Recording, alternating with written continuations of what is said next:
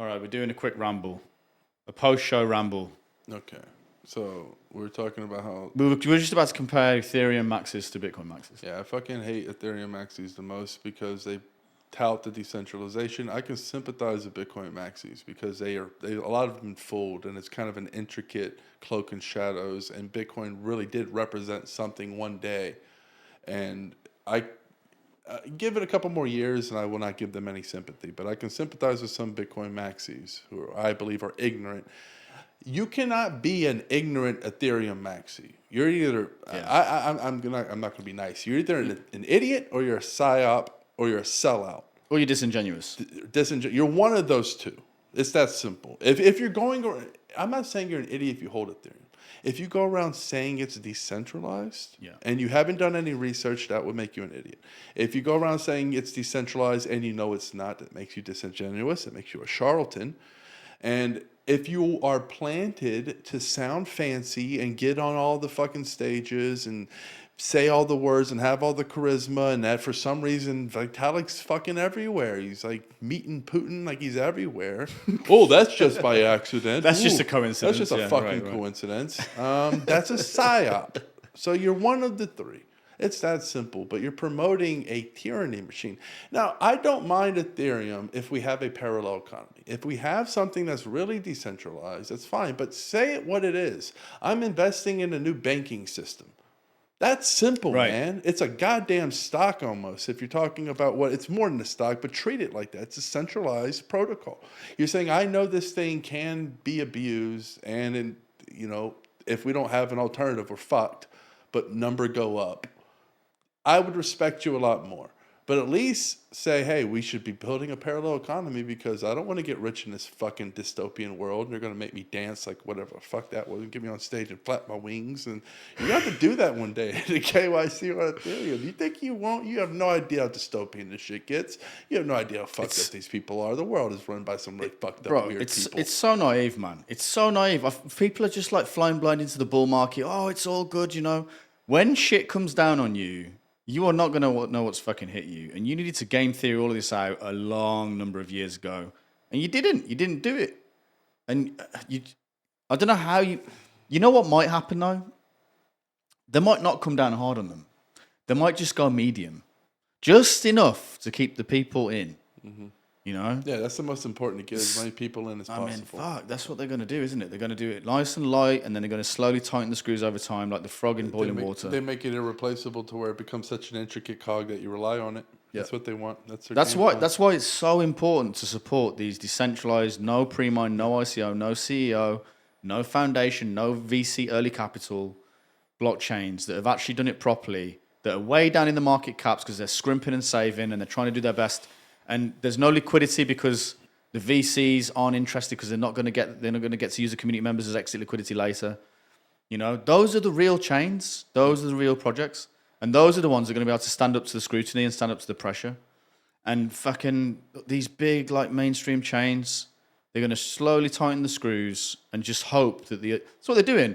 They're keeping those chains going for as long as they can. And they're hoping that the other smaller chains run out of liquidity and die off. And then when they die off, boom, they're going to hit you. Yeah. They're going to close that golden cage and you ain't going to be able to get out. And now you're on the CBDC, USDC, US freaking treasury back chain. You can't do shit, Yeah, I mean, it's going to get to the point where you're going to have false flags. They're going to do all kinds of things in terms of, somebody transferred on something on Ethereum and we couldn't stop it all the way. Oh, yeah, it's decentralized. To kind of give you a little bit of hope that it's censorship resistant. And then when everybody gets on, when everybody's on, that's when they do. Because they can ordain the winners to an extent, but the free market is a bunch of sheep, and sometimes the sheep go fucking left, and they have to account for that, right? That's why you have Solana and all these other. They're like, take your pick, and we're gonna have the one. We're gonna promote the ones we really, because Ethereum's perfect for the beast. It's the shittiest, slowest, and absolutely relies on centralized layer 2s. It is a bank's dream. They're like, oh, you have an inconvenience? You have an inconvenience? Can I solve that inconvenience Plus all those banks own all the VC stakes. Yeah, exactly. Fees don't matter. It's a write-off. They just give KYC. That's it. Oh, use my free me. You know Chase. You trust Chase. And normies don't know. I hate calling them normies. These people don't know. They don't know any different. They're like, Chase Bank's good, right? I know, isn't that incredible? All the banks are good. It's good that they're coming in. So yeah, okay, it's good, but as long as you've got sufficient controls on them, they can't take over your frickin' chain. Yeah. You know what's going to be interesting to see? The first bank that uses Ethereum transaction fees as a tax write-off, as a cost of doing business. You imagine, get jack the fees up, boys. Jack the fees to the moon. That's what's going to the moon, the fees. Then tax write-offs all over the place. Operate for free on the chain. I mean, it's so obvious who fucking profits from this, man. Bitcoin too. They did the same thing, man. How did people not see it? They did the fucking same thing twice. 1 and 2 market cap. High fee, centralized layer 2. Oh, everyone can run a Lightning node. Oh, but Chase pays me to use them, and it's not sketchy, and I trust them, and I can earn reward points. All I've got to do is give them my KYC. All I have to do is give them my fucking picture and all my information. That's all I have to do, right? It's heaven. It's absolute heaven for the banks, and they did it twice, and you allowed them to do it because you supported their fucking bullshit. To the moon. It's so I don't know. It's like we're not speaking Greek. It makes sense. Like, I'm not trying to sell snake oil. Like, doesn't that make sense? Like, you can't use the base chain. So some bank's going to be like, dude, use my ledger. It'll be free. No one else is going to offer you that service. Who's going to offer you that service? Who's going to be a validator for free for you? Like, who's going to do that? Like, maybe a few people did it at the beginning of Lightning Network to be cool. They ain't doing it now. And they're not going to do it in the future. Who do you think is going to be the Lightning Network nodes? Bitcoin fees go up on the base layer. Lightning Network's all you have. Liquid, at least they admit it's a centralized side chain. It's the same damn thing as Lightning Network. It's somebody providing the fucking liquidity in the infrastructure. But they're incentivized to do so because they're actually a business. How ironic that the real model is putting the smart contracts on layer 2 and the stablecoin on layer 1. That's where they got it wrong. They've put the smart contracts on layer 1 and the stablecoins on layer 2, on centralized layer 2s. Yeah, exactly. Oh, yeah. You know what's funny is I think that the Lightning. So this is what happened, I believe, Bitcoin. So they capped the block size, and now they're thinking, okay, high fee, centralized layer 2, perfect, we win, right? And they're like, let's do liquid, and we'll just say it's a centralized side chain because it's the same people. And nobody fucking used it. Nobody fucking used it because it was centralized. And then they released the Lightning Network, funded by the same fucking people that run Liquid. And they say, oh, but Lightning Network's decentralized. It's not a company. It's the same exact fucking model. It's the same tech, except these people are saying, we will run it for you. And now they're saying, but you can run your own. Kind of like saying, it's Jack saying, go build your own Twitter. It's the same thing that they're doing, and they code it decentralized, and now all these businesses are going to go and they fucking co-opted you, and you have all these Maxis toting the Lightning Network. Not one of them knows how it fucking works, or they think altruistic nodes. Of course, I'll run a Lightning Network, bro. When shit hits the fan, you can rely on me. It's like, no, you can't. I'm not going to rely on you. I don't trust you. You're not doing shit now. You're not going to do shit when it's a fan. It's going to be much harder to do. It's a joke. Yep. That's well said, Dan. Don't think I could have put it any better. But this is the thing that I don't understand. Like, the way we're looking at this, Dan and I aren't the smartest guys in the room. Although, probably in this room, we're pretty smart. But in the room in general, in the crypto room, we're not that smart. But the thing is, it's not about being smart. It's about looking at these things from a genuinely principled point of view. Like, what are your principles is the question. Yeah. Are you a principled person? And are you able to look at these things and go, are my digital rights protected here or not? And what's the chance of them being disappeared? You know, and if there is a chance of them being disappeared, what am I doing on the chain that warrants taking that chance? You know, it's not so much about being smart. It's about having courage and not being a sellout. When you're that, you will seem very smart. Why? Because you can say the obvious that people can't. Oh, coin voting's bad because you have a fucking pre-mine. It's bad for you. It's not bad for someone who doesn't have a pre-mine, right? I can say that because I don't have a fucking pre-mine. You do have a fucking pre-mine, so you have to say that. So I sound smart. I'm not fucking. It's not about being smart. It's like I'm just saying how it is because I want my future to be cool and my kids to have a world that's not tyranny. I'm not a fucking sellout. I'm like, oh, can I have $1 million, please, so I can have a nice life? And I'm gonna die, and who gives a fuck after that? I don't have that mentality. So it's not oh, I'm not a genius. It's fucking obvious. It's obvious. That's why these people are being disrespectful. If I was a genius, I would be like, okay, I'll give him a break. But it's not the case. It's fucking obvious. It's very obvious. Here's a question, right? I mean, the video's not in this feature in this segment, but the last segment we were doing when we were showing the flappy wing video from the Ethereum people, right? You look at those and think, how many of those people are really thinking about their kids in the future? What legacy they're going to leave? Is there any sense of like responsibility to a higher power there? You know? No. You know, at a certain point you go, well, are they really putting their principles first? Or are they just building cool tech because it's cool? You know? And then if it gets taken over later, oh, I didn't know. You know? Tyranny tech. Building tyranny tech, man. Fuck, like. And you know, it's funny because people look at me and Dan and say, we're a bit rough around the edges. We're a bit like, you know, they don't like men these days, do they? Oh, you know. But I give a shit about what's going to happen in the future. Yeah. You know? And this tech, the reason I got involved in this tech was because I was tired of the old system. And I realized that Bitcoin had a chance of doing something, you know? And it actually could build something that provided freedom and digital rights to people so that we could at least keep our freaking freedom. And things like Ethereum, these centralized all these people, hundreds of them, they've got their centralized pre-mines all sitting there going, and every night they must go to sleep going, got to wake up in the morning and figure out how to tell more people about my token so I can sell it to them. You know? I've got to decentralize the token. Narratives. You know, and I've got to get rid of the token so that I can stay away from the law. I can be less regulatable. And a lot of them will be thinking, "Oh shit! Like, yeah, I've actually realised I shouldn't have had that pre-mine. I should have mined it fair and square." But then they'll say things like, "Oh well, I couldn't have got funding any other way." Yes, you could. By the way, yes, you fucking could. Yeah. And they'll say things like, "Oh, you know, we need to look after it while it's our baby to make sure that we've got control over it before we give it to the community." You're never going to give that shit to the community. Charles Hoskinson's still there after what, 7, 8 years, 9 years? Yeah. He ain't giving shit back to the community.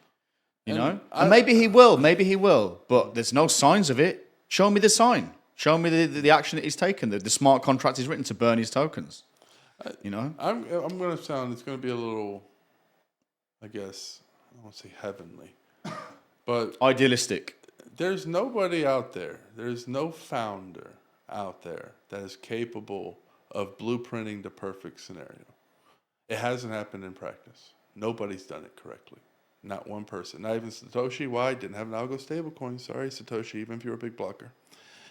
So this whole idea that a founder is going to save the day is not true at all. Hive, where the founder did not, like, it was fuck all. Like, that was guessing. He got fucking lucky. He wasn't looking at it in the same way, right? So we just so happened, through all the shit that was thrown into crypto tech, there was this elegant way of doing it. And it makes so much sense. And there was only one that did it. And everyone else did fuck all because they wanted their centralized funding.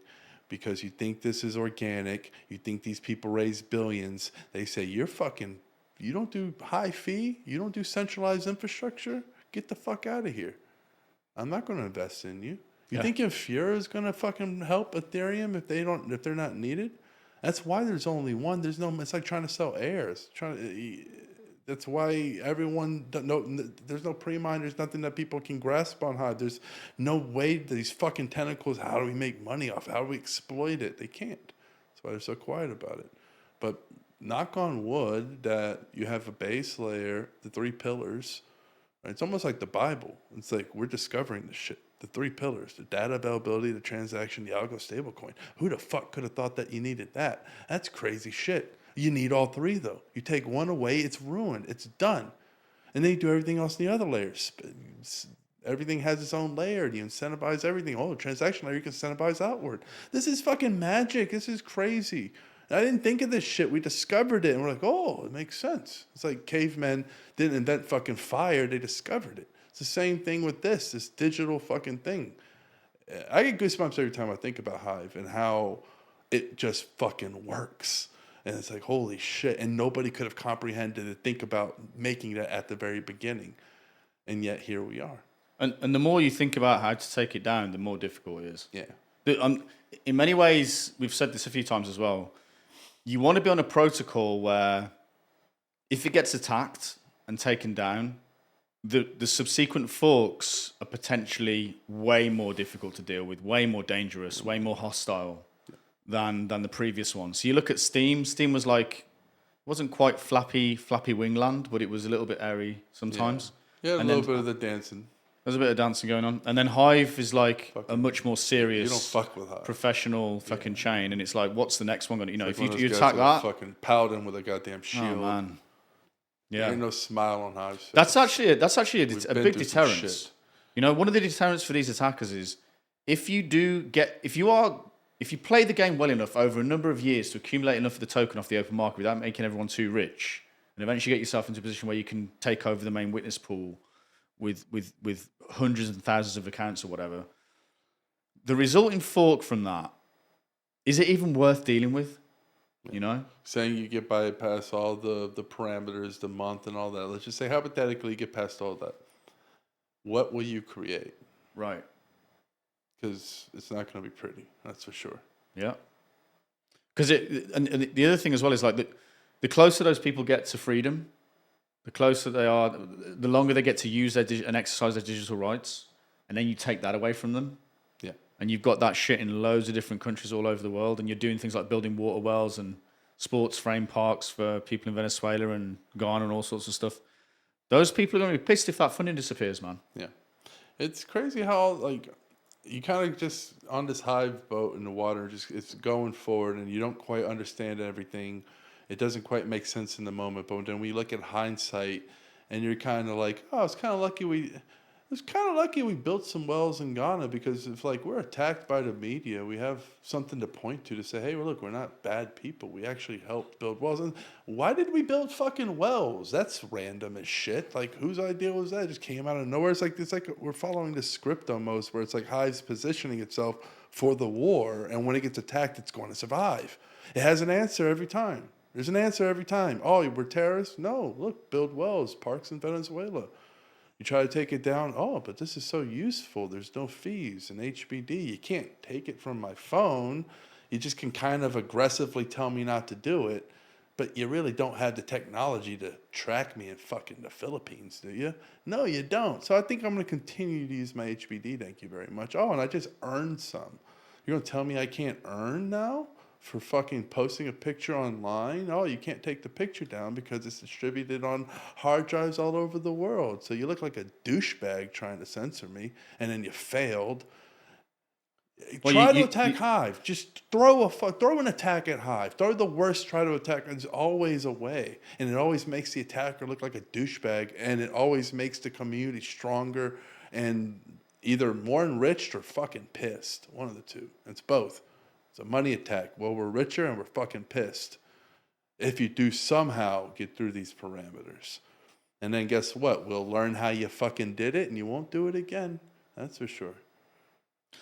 To me, the flip side of this as well is where the community will do well to approach these attacking entities before they attack, hopefully, and show them how they can benefit themselves on these ecosystems, Show them how they can re-earn their credibility, re-earn their legitimacy from the ground up, and earn it from the community because they do good things for the community that they're supposed to represent, That's the real power move, in my opinion. Yeah. That to me would... It's almost like a moment of forgiveness. These chains will give these controversial, centralized, corrupted entities a few minutes to breathe and be like, you can actually demonstrate that you're legitimate here. You can earn this shit back. And if you can earn it back legitimately and you can come back into the limelight of the community in the community's favor, then maybe we can have a good world. Who knows? It's a shot. I don't seem like it, but I'm probably the most doom gloom. I 100% in my heart feel like we're heading towards a train wreck. It's going to be Mad Max digital world. It's going to be crazy. We're going to be considered bad people. However, I do see a scenario, because we're in a time of weak men, that they're going to backstab each other, and then when push comes to shove, they're going to need an outlet, and Hive could be that outlet where they say, oh, don't look at me, oh, this is something doing good, I'm going to support something good. If they go against it, we know they're all corrupt. They're all fucking corrupt. All of them are corrupt. We're in the weakest of times. They're all fucking corrupt. So if they try to really aggressively go after Hive when Hive has proven itself to be really good, it could be bad. So there could be a scenario where they all jump on board and we don't go through this crazy dystopian. That would be amazing. We'll see. The option's there. Either way, I'm fucking prepared. Let's do it. Whatever you want to take, however you want to do it, however you want to tango. It's going to be interesting times. All right. Should we cut it there? Got it here. See you all next time.